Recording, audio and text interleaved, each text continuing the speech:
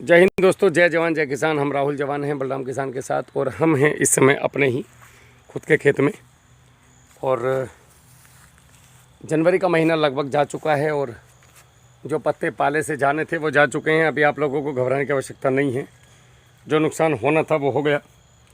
पाला इतना भयंकर पड़ता है, इतना भयंकर पड़ता है कि ये समझिए कि रटून की ये हालत है। पहले साल वाला पौधा तो एकदम बिल्कुल लगभग अगर केयर नहीं किया है तो बैठ जाएगा। और ये मेरा वाला पौधा आप लोगों को इसलिए दिखाना चाह रहा हूँ कि देखिए आप लोगों के मैंने अच्छे करा दिए और मेरा खुद का किस स्थिति में खड़ा है। इसका कारण ये है कि मैं यहाँ पे अवेलेबल नहीं था और मैं जो हूँ गया हुआ था टूर पे यूपी के। और अभी आपको पता है, आप सभी लोगों के ज़िलों में घूम के आया हूँ तो अपने यहाँ के आ ही नहीं पाया। अब अपने यहाँ पहुँचा हूँ तो स्थिति बड़ी गड़बड़ सी है। तो फिलहाल मैंने इसमें क्या किया था, जो पाले से बचा रहा, मैं आपको बता देता हूँ। 2 इसमें मिट्टी के स्प्रे हो पाए बड़ी मुश्किल से, तो मेरे लड़कों ने किए। ठंडी थी वो भी नहीं आई, क्योंकि मज़दूर भी तब करता है भैया जब आप सामने खड़े होगे।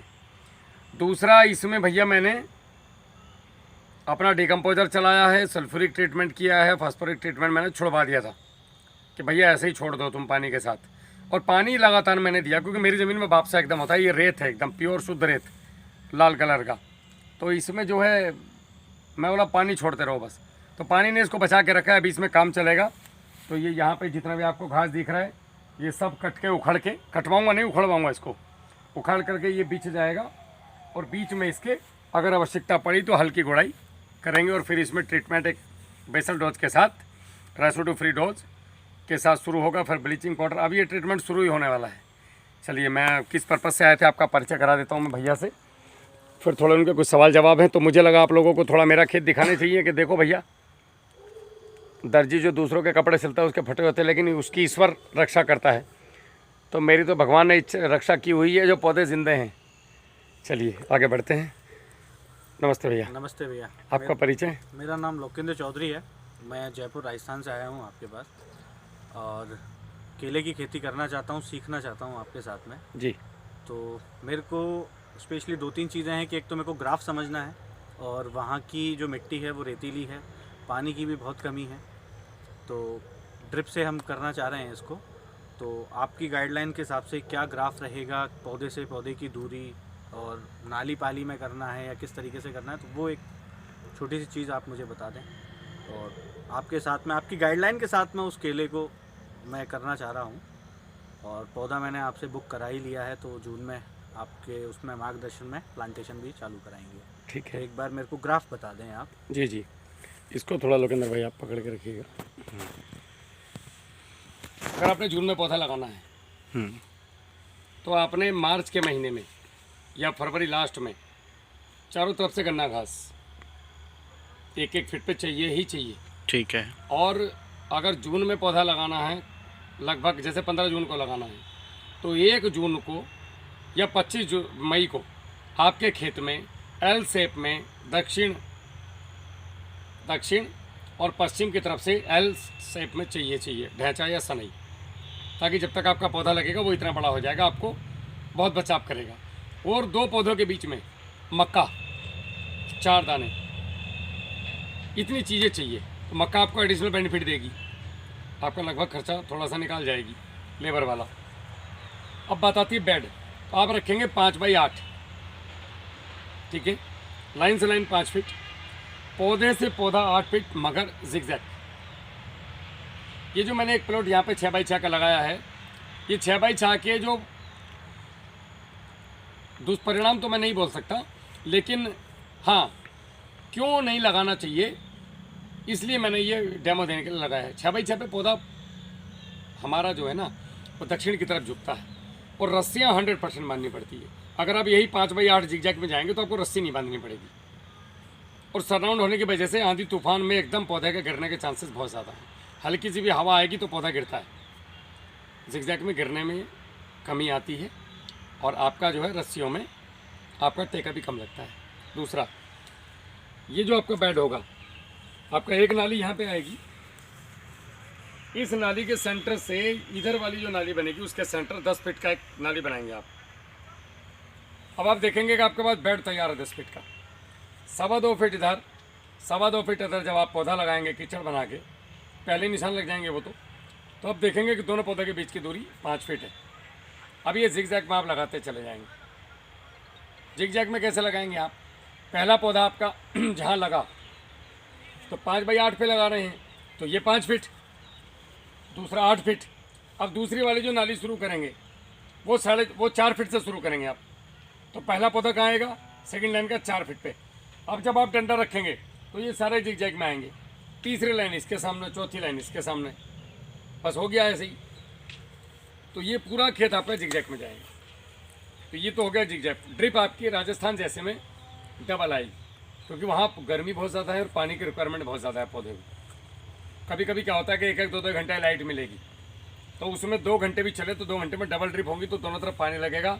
दूसरा, आपके यहाँ पे वापसा कंडीशन बहुत जल्दी बनती है, तो आपको डबल ड्रिप की आवश्यकता पड़ेगी। और आपका प्रश्न? एक मिनट पॉज। और मैं एक चीज़ और पूछा था भैया, अगर जो गोबर का जो अपन यूज़ करते हैं प्लांटेशन से पहले, जैसे 3 ट्रॉली या 4 ट्रॉली गोबर की जगह, अगर मैं उसमें वर्मी कंपोस्ट का यूज़ करूं? वर्मी कंपोस्ट आप 1 ट्राली तो नहीं कर सकते। अच्छा। लेकिन कच्चा गोबर तो आपको बायोमास के लिए चाहिए। ठीक है। आपके बैक्टीरिया पूरे साल खाएंगे क्या? ठीक है। हमने बैक्टीरिया डाल दिए, डिकम्पोजर चला दिया, जीवामृत चला दिया, कुछ और चीज़ें चला दी, कुछ और बैक्टीरिया डाल दिए, लेकिन सुक्रोज डाल दिया, खाएगा क्या? खाएगा तो गोबर। तो ज़मीन में गोबर बहुत ज़रूरी है। बाकी वर्मी कंपोस्ट हम ऊपर से देंगे, आपका रासायनिक कम हो जाएगा। हाँ, जो अपन जो बेसल डोज होगी वो आधी हो जाएगी, 50%। अच्छा। सपोज करो बी किसान की तरफ से आपको आया 25 किलो डीएपी, हाँ, तो 12 किलो डीएपी डालो। साथ में वर्मी कंपोस्ट डाल सकते हैं? वर्मी कंपोस्ट 12 किलो डाल दो, उसकी जगह पे 24 किलो। ठीक है। जितना डीएपी कम किया उसका डबल वर्मी कंपोस्ट डाल दो जब आप उसको डिकम्पोज करो। और बाकी के बेसल डोज वो ऐसे ही एज इट इज चल? ठीक है। सारी बेसल डोज को आधा कर दो, उसकी जगह हम vermi compost, double vermi compost ले लो। अगर आपके पास घर का है, खुद की यूनिट है, तो आप लगाओ। जिस पर घर का नहीं है वो कहाँ से लगाएगा? तो जो खरीद के लगाना चाहता है, तो ये देखो आज नहीं कल, एक बात समझो आप, या तो आ जाओ या ला दिए जाओगे। हाँ बिल्कुल। अब स्थिति ये है कि प्रकृति आपको खुद ला देगी ऑर्गेनिक की तरफ। आना ही है भैया, वरना खत्म है। हम लोग धीरे धीरे समाप्त हो रहा है सब कुछ, बर्बाद हो गए फर्टिलाइजर डाल डाल के। अभी मेरा जो ये केला है, पिछले साल भी ये लगभग ना के बराबर फर्टिलाइजर पे था, और इस साल तो मैं इसमें अब अगले 10 साल तक ये रेवा प्लस है मेरे पास, अगले 10 साल तक अब इसमें केला लगने वाला नहीं है। और हर 6-6 महीने पे मैं इसमें कोशिश कर रहा हूँ। प्रैक्टिकल है मेरा, देखते हैं 2-3 साल बाद रिजल्ट आएगा निकल के, क्या रिजल्ट है। 6-6 महीने पे केला यूपी को लेना ही पड़ेगा, उत्तर भारत को लेना ही पड़ेगा, वरना हम कैसे आय को डबल करेंगे अपनी। हमें दुनिया से लेना देना नहीं है, हमें अपने आप से मतलब है। हमारे खेत में क्या आ रहा है, दूसरे खेत में क्या आ रहा है मुझे नहीं पता, मेरे खेत में क्या आ रहा है मुझे उसका पता है। तो मैं वही बताऊँगा जो मेरे खेत में आ रहा है। मैं आंकड़ों को पढ़ के बात नहीं करता, मैं करता हूँ प्रैक्टिकल बात। सही है तो ठीक है, नहीं तो कोई बात नहीं, छोड़ो। तो हम लोगों को ये वर्मी कंपोस्ट और ये जीवामृत, घन जीवामृत, ये आना ही पड़ेगा। ट्राइकोडर्मा, इन चीज़ों पे क्या प्रॉब्लम क्या है? इतना सुलभ सस्ता तो है यार सब कुछ, रासायनिक से अच्छा लगता है मुझे ये। अच्छा, बहुत से लोग ये कहते हैं कि जो अपन कच्चा गोबर ये डालते हैं धरती में, ये मुझे दे दो जी। जो अपन ये जो कच्चा गोबर खेतों में डालते हैं, तो कई किसानों से जैसे मैं मिला हूँ, बुजुर्ग हैं, वो लोग ये कहते हैं कि नहीं, उससे थोड़ी दीमक की समस्या आती है खेत में। है तो कच्चा क्यों डालना है? अगर आप उसको डिकम्पोजर मिला दोगे तो तुरंत पक गया वो। दूसरी बात, अगर आप गुड़ मिला दोगे रात भर के लिए, गौमूत्र मिला दोगे तो डिकम्पोज हो गया वो, मीथेन बाहर। अच्छा, कोई दिक्कत नहीं है, हमें तो आज तक आई नहीं, पता नहीं किसको दिक्कत आती है। वहाँ पे थोड़ा सा अच्छा, हमारी तरफ जयपुर की साइड में एक सफ़ेद कलर की ग्राट जो बहुत ज़्यादा नुकसान, वाइट ग्राफ, हाँ, वो बहुत ज़्यादा फसलों को नुकसान। मेथेरिजियम एनिसोप्ले। अच्छा, तो उससे अपन किस तरीके से उससे अगर इसको कोई नुकसान है या? केले को हाँ नुकसान है, क्यों नहीं है। अंग्रेजी में डेंटासू और हिंदी में मेथेरिजियम एनिसोप्ले है। अच्छा, आप उसको दीजिए तो निश्चित रूप से फ़ायदा होगा। वो भी अपन बिल्कुल चलेगा, हाँ बिल्कुल चलेगा, ड्रिंचिंग भी होंगी। और आपको जो दिया गया है अभी किसान के हाँ हाँ फर्टिगेशन में, ठीक है आपने उसको क्रमबद्ध तरीके से एकदम लाइन पकड़ के करना है, बिल्कुल भी अंग्रेजी उसमें कुछ नहीं मारनी। ठीक है। फिर देखो आप रिजल्ट। और आपका कोई ऐसा प्रश्न जो आपको लग रहा हो कि भैया से पूछना चाहिए? तो यही मेन तो ग्राफ मेन ग्राफ था। जैसे फर्टिगेशन आपके पास शेड्यूल आ गया होगा हमारा, शेड्यूल मेरे पास आ गया है। बस। और अब जिस दिन उसको चालू करेंगे उस धीरे धीरे देखिए क्या क्या चीज़ें आती हैं। तो बहुत बिल्कुल कुछ आप आएगा अभी। करेंगे।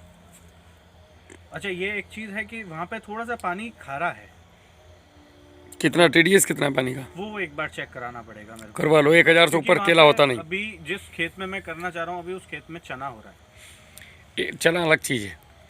1000 TDS से ज़्यादा अच्छा, अगर TDS है हाँ तो वो केले के लिए उपयुक्त पानी नहीं माना जाता। ठीक है। और अगर इतना हुआ तो करेंगे साला, जो भी होगा देखा जाएगा। हाँ, फिर उसका भी अपने फिर करना तो है। करना तो है, हाँ ये है, ये भी मिथ तोड़ेंगे लोगों का करना तो है। कि 1000, अरे आज तक किया नहीं ना किसी ने, पर मानते हैं लोग 1000 TDS से ज़्यादा पे केला मत करो। करके देखो ना यार। बिल्कुल।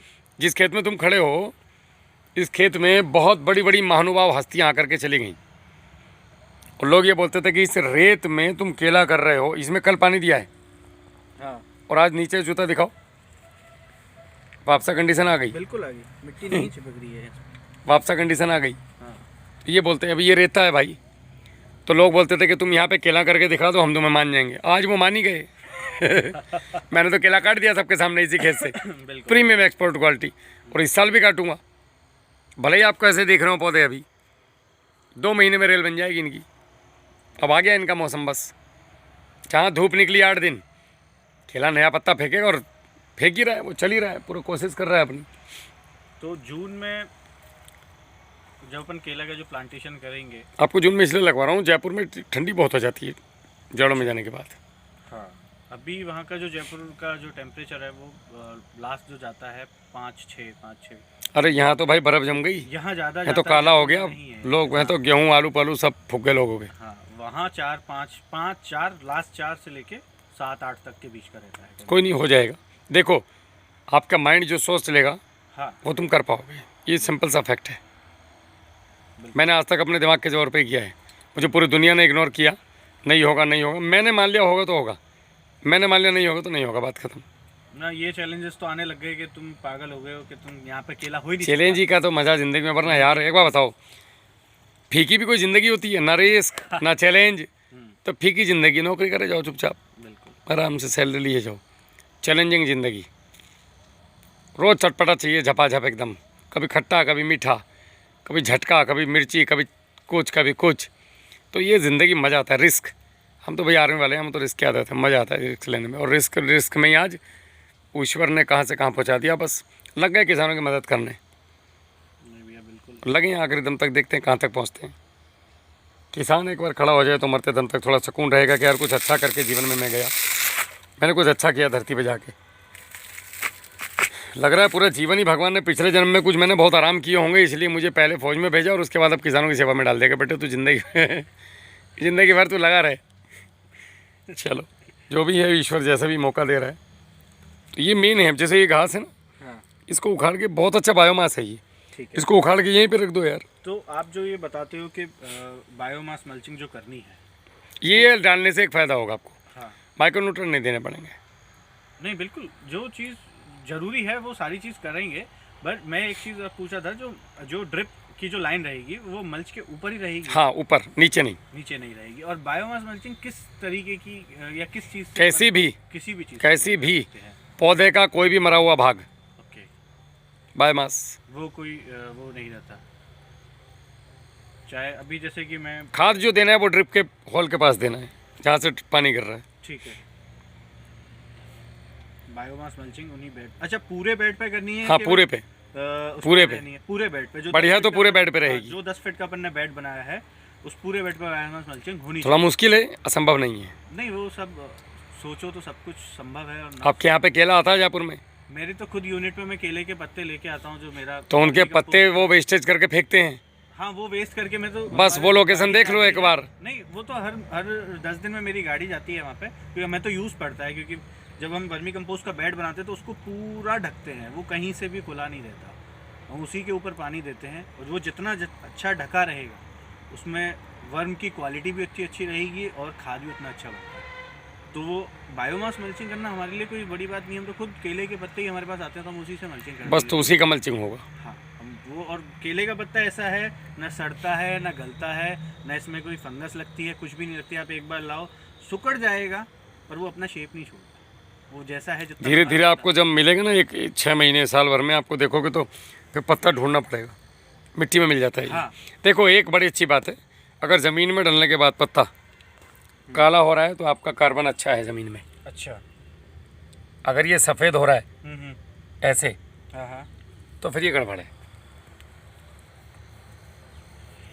ज़मीन में जाने के बाद अगर सफ़ेद है तो गड़बड़ है, काला है तो इसका मतलब कार्बन अच्छा है और वो धीरे धीरे बढ़ रहा है। ज़मीन का कार्बन बढ़ाना ही पड़ेगा भाई, और कार्बन बढ़ाने का एकमात्र तरीका इस दुनिया में है, कार्बन बढ़ता है ह्यूमस से और ह्यूमस आता है मल्चिंग से। उसके अलावा कोई रास्ता दूसरा इस दुनिया में नहीं है।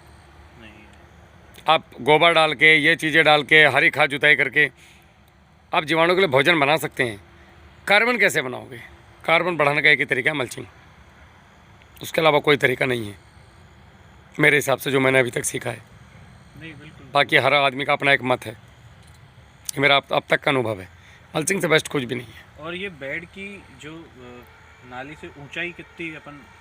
आधा फीट की गहरी नाली, आधा फीट गहरी नाली, 1-1.5 फीट चौड़ी, बस जिसमें आप सहजता से चल पाओ। चल सके अपन, चल के काम करते हुए। बस बस बस। और बेड उतना ही 1 फीट के आसपास ऊंचा हो गया वो उस नाली से, आधा फीट ऊंचा। आधा फीट उधर चली जाएगी नाली, आधा इधर, तो 1 फीट की चौड़ी नाली काफ़ी होती है।